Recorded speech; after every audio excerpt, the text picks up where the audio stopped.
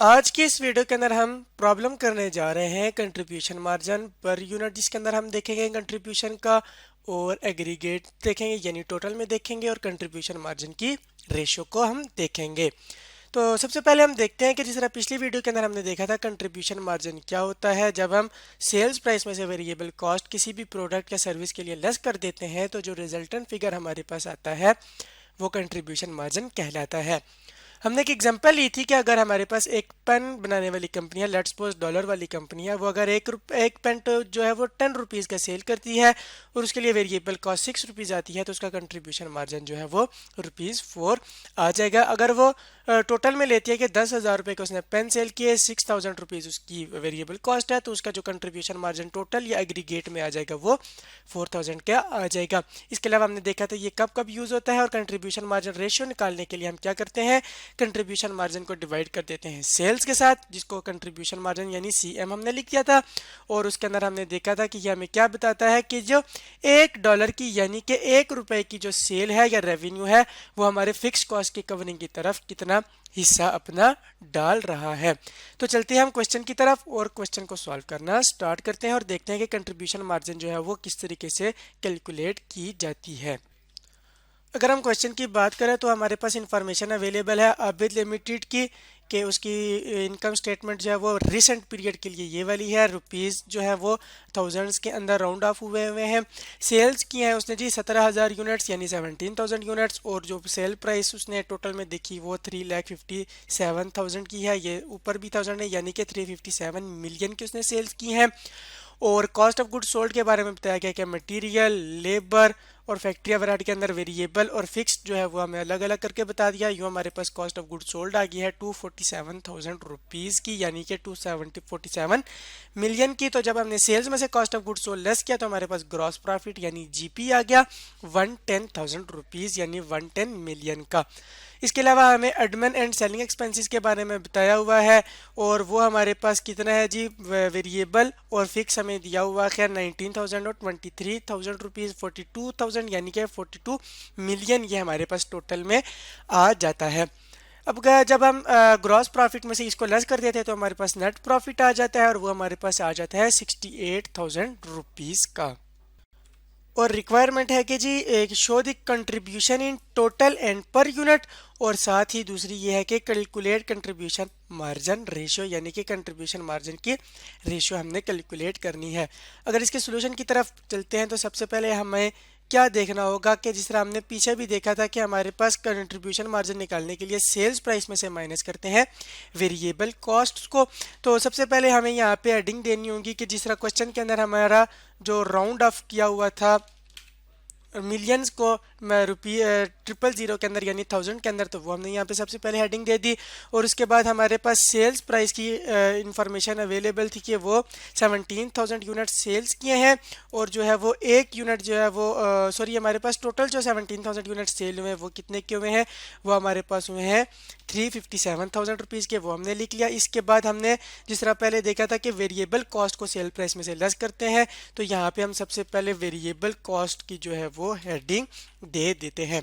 इसके अंदर हमारे पास मटेरियल भी आता था, सॉरी हमारे पास जो क्वेश्चन है वहाँ पे हमारे पास मटेरियल भी वेरिएबल कॉस्ट है, यानी ऐसी कॉस्ट जो यूनिट्स के बढ़ाने से इंक्रीज होगी, और ये जो फिक्स कॉस्ट है ये ऐसी कॉस्ट है जो हमारे पास फॉर द होल पीरियड जो है वो सेम रहती है with in the relevant range, यानी कि ये प्रोडक्ट्स के इंक्रीज या डिक्रीज होने से इसके ऊपर फर्क नहीं पड़ता। तो मटेरियल जितने ज़्यादा यूनिट बनेंगे इतने ज़्यादा मटेरियल यूज़ होगा, तो ये भी हमारी वेरिएबल कॉस्ट होगी। लेबर यानी कि जितने ज़्यादा यूनिट बनेंगे उतनी ज़्यादा मजदूरी हमें देनी पड़ेगी, वेजेस देनी पड़ेंगी, पेरोल का खर्चा होगा, ये भी हमारा वेरिएबल कॉस्ट में आ जाएगा।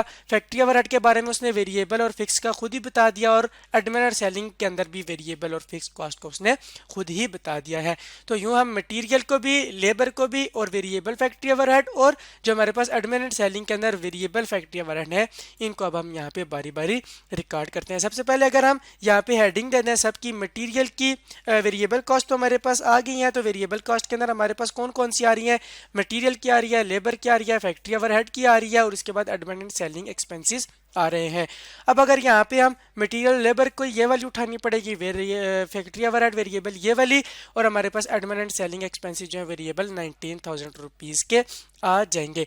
तो उनको जब हम यहाँ पे बारी बारी रिकॉर्ड करते हैं तो हमारे पास कुछ इस तरीके से सिनेरियो बन जाता है कि 15,000 रुपीज़ जो है 105,000 हमारे पास मटेरियल के, 69,500 हमारे पास लेबर के, फैक्ट्री ओवरहेड के हमारे पास 27,500 और वेरिएबल हमारे पास जो एडमिन एंड सेलिंग से आया है वो 19,000 का, तो वो हमारे पास 19,000 का।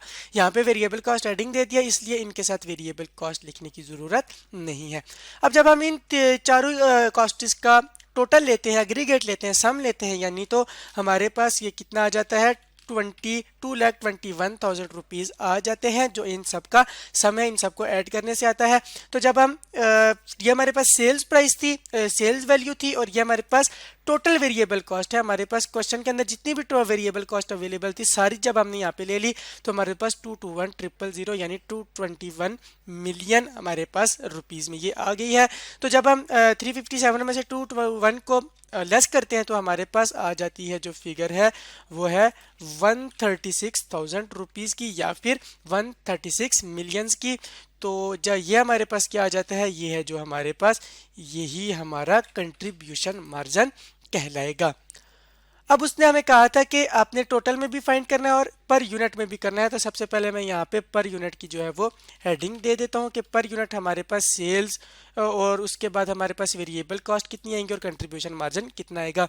तो इसको करने के लिए सबसे पहले हमें क्या करना पड़ेगा, हमें जो है हमने टोटल सेल्स कितने की है 357,000 रुपीज़ की, और इसके बाद हमने कितने यूनिट बेच के 357 की किया 17,000 यूनिट्स को सेल करके 357,000 के हमने सेल्स किए हैं। तो इसका मतलब है कि 357,000 को डिवाइड करना पड़ेगा 17,000 से, तो हमारे पास जो आंसर आएगा वो पर यूनिट यानी एक यूनिट बेचने की जो है वो सेल्स वैल्यू आ जाएगी या सेल प्राइस आ जाएगी। तो ये हमारे पास आ जाती है 21 रुपीज़, ये भी पर यूनिट रुपीज़ में है, तो पर यूनिट के साथ रुपीज़ हमने लिख दिए हैं।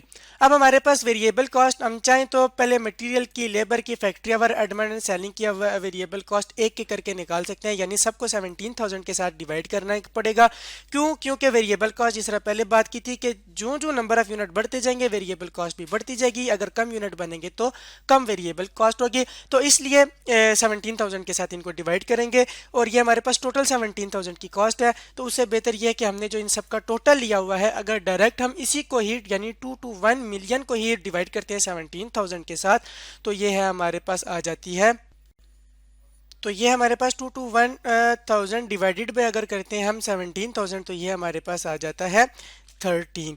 तो ये हमने यहाँ पे लिख लिया। यहाँ पे एक चीज़ हमसे वो थोड़ी गलती मिस्टेक हो गई है कि ये 357,000 नहीं है बल्कि ये रुपीज़ ऊपर हमने 1000 में राउंड ऑफ किए हुए हैं, ये 357 मिलियन है। तो इसका मतलब ये हो गया कि जब हम इस 357 के ये 30 करके फिर 17,000 के साथ डिवाइड करेंगे तो हमारे पास जो आंसर आएगा वो 21,000 आएगा, यानी एक यूनिट उसने 21,000 रुपीज़ का सेल किया है। इसी तरीके से जो इसकी वेरिएबल कॉस्ट है वो भी 13,000 एक यूनिट के लिए आ जाएगी। तो यहाँ पे अगर कंट्रीब्यूशन मार्जिन की बात करें तो हमें फिक्स सेल्स में से वेरिएबल कॉस्ट को लेस करना पड़ेगा, तो वो हमारे पास आ जाती है 21,000 माइनस 13,000, तो ये हमारे पास 8,000 जो है वो पर यूनिट कंट्रीब्यूशन मार्जिन आ जाता है।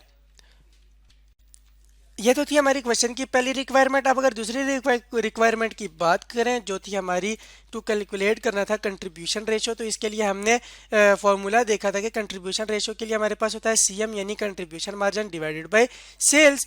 तो हम यहाँ पे सबसे पहले जो है वो फार्मूले को लिख लेते हैं कि और वही रिपीट सेम फार्मूला हमारे पास यहाँ पे आ जाएगा, ये हमने लिख लिया। अगर हम टोटल इसकी बात करते हैं टोटल कंट्रीब्यूशन के रेशियो की, तो वो हमारे पास क्या आ जाएगा, वो हमारे पास आ जाएगा 136,000 डिवाइडेड बाय 357,000। अब यहाँ पे चूंकि 136 के साथ भी ये जीरो राउंड अप हो रहा है और 357 के साथ भी है, तो यहाँ पे अगर हम यही लिख देते हैं तो इसकी वजह से इसके ऊपर फ़र्क नहीं पड़ता हमारे सोल्यूशन के ऊपर। तो जब हम इसका सोल्यूशन लेते हैं तो ये हमारे हमारे पास आंसर आ जाता है 0.38।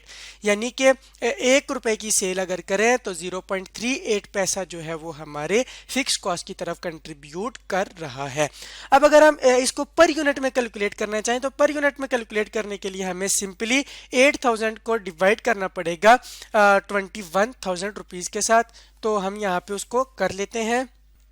तो ये हमने इस तरह रिकॉर्ड कर लिया है 8000 डिवाइडेड बाय 21,000, यानी कि एक एक यूनिट के लिए जो हमारा कंट्रीब्यूशन मार्जिन और हमारी सेल्स आ रही थी वो लिख ली। तो इसका भी जो आंसर है वो हमारे पास आ जाता है कितना, ये हमारे पास इज इक्वल टू 0.38 आ जाता है। यानी कि एक यूनिट अगर बेचते हैं तो हमारे पास इतने कंट्रीब्यूशन जो है वो आ रहा है।